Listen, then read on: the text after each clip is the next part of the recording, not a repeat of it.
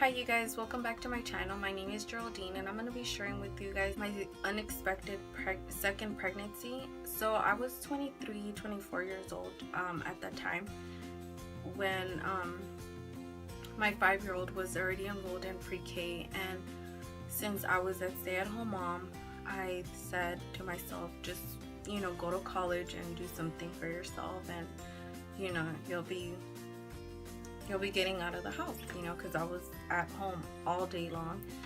So I was thinking of enrolling and seeing what career was I gonna be taking and all that stuff, and doing my research. I was just at home and I would drop off my 5-year-old and pick her up, and doing things like that. One day I just decided to go buy a pregnancy test because I wasn't feeling well. My period, I think I was like a couple days late. So I just spoke to my husband, and I'm gonna take a test and we'll see what, hopefully, well, something in me said no, you're not, but then the other side is like, yes, you are. But my husband was like, he was very skeptical. He was like, no, you're not gonna be, you shouldn't, you're on birth control. And so one morning I just took it, and little did we know, the pregnant was gonna be positive. And so time went by. I would be on top of all my OBGYN appointments and everything. So she kept giving me ultrasounds, and which at the time I thought it was very nice of her, but then she would like insinuate kind of, I forgot the name of the test, where they enter like a needle or something like that, and they take out fluid to like really determine if your child is gonna come with some sort of like disability or something like that. And I was young, I was 23, 24, and it didn't occur to me that something would be wrong with my child at that time. Research, and between 23 and 28 or something like that was a very low percentage of like having a child with some sort of disability. So the doctor had suggested that test, and I said no, I think we won't do it. I didn't do it with my first one, why should I do it with my second one? Every time we would have a visit, she would bring it up. And this test, they give you like a deadline between a certain month to, so I said no. When she would do the ultrasound, she would be like, oh, are you gonna do the test? And I would just be like, no, is there something wrong? And I would ask, do you see something wrong right now in the ultrasound? And she's like, oh no, I'm just asking. And so finally my deadline came, and I just couldn't do it even if I wanted to. It was very odd, that the OBGYN kept like insisting on that test. 8 months went by, and it was finally time for my daughter to come. And yes, she was like a month before my last trimester. Me and my husband went to the doctor, and they had said like, oh, you're already open 3 centimeters, you can't go home, you have to stay here. Excuse me. A couple hours went by. I got there at the doctor at 6:30 something, and that's when they told me you have to stay. So at 4 in the morning the next day, I had my daughter, and with no epidural, no medication whatsoever. It was very strange because with my first pregnancy, when the doctor pulled her out, they placed her onto my stomach, and I got to hug her and like feel her and everything. Second daughter, the doctor, the OBGYN, she didn't place her, and I found that very strange. To encourage this test, I asked her, I'm like, can I have my baby? Can I hold her? And like, oh yes, mom, we're just cleaning her. Just calm down. We're cleaning her. And I told my husband, I'm like, go out and see what's going on with our daughter. Even though it was in the same room, but she was just placed like across me. And and I would see that they were cleaning her and stuff. And So finally they brought her to me, and I didn't see my daughter any different from my first daughter. You know, she had all fingers, all her 10 fingers or 10 toes. She was perfect. And you know, they told me, oh mom, you know, we're gonna send you to another room so you could have your own space with your daughter. So I said okay. You know, we waited, a couple hours went by. They finally got a room for me. So me and my husband were there. He was like already tired, you know, because he didn't get to sleep that morning. And so I told him, just go home, shower, whatever, you know, that's fine.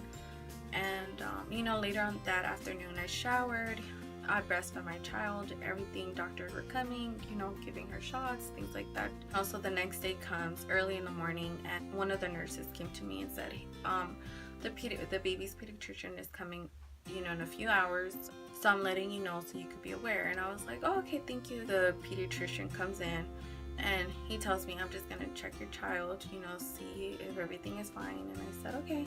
And this was completely normal, you know, with any child. The pediatrician does come in like the next day to see the baby and everything. So so I didn't see that odd or anything, because they did that with my first child. Pediatrician came in, he was looking at my daughter, he was checking her and everything, and I just looked over and I said, is everything okay? And he's like, oh, I'm still checking. And then, you know, a few seconds went by and he stood in front of me, and I remember laying there in the hospital bed watching TV, snacking on some crackers, and then he just tells me like, oh mom, you know, you're you know, not like happy or anything, like he was very casual. Mom, you know, I just want to tell you that, you know, your daughter may have, you know, she shows facial features or something like that of a child that may have, you know, Down syndrome. And you know, I remember that day like it was yesterday. And I just stopped eating, and he just said, you know, he didn't even tell me I'll be okay, nothing. He was just like, oh, someone like a caseworker, some social workers, something like that is gonna come and speak to you in more details in regards of, you know, with the, you know, having a child with Downs. So I just had a knot on my throat. I couldn't speak. So I just nodded my head yes, you know, and I don't even remember what I was watching, but everything just was silent. And I remember putting the crackers back, and I got my phone and I instantly texted my husband and I said, hey, you know, the pediatrician just came in, and he was like, oh, what happened? You know, did he say everything was fine and everything? And I said, oh, you know, she's fine, she's perfectly fine, but you know, our daughter may have Down syndrome. So I didn't think much of it. I was in denial. And I was like pretty much in denial to think that I had brought a little girl that you know was gonna be treated very cruel, or you know, in this time of life where, you know, people are so ignorant in regards of any child that has disabilities. Still emotional, even though my little girl's already 5. But yeah, so you know, I just remember my husband saying, you know, I'm sorry, but it's pretty hard to take it in, and I don't think like I'll go visit you guys. My daughter just you know, I grabbed her, I carried her, I loved her, and I breastfed her. And so later on,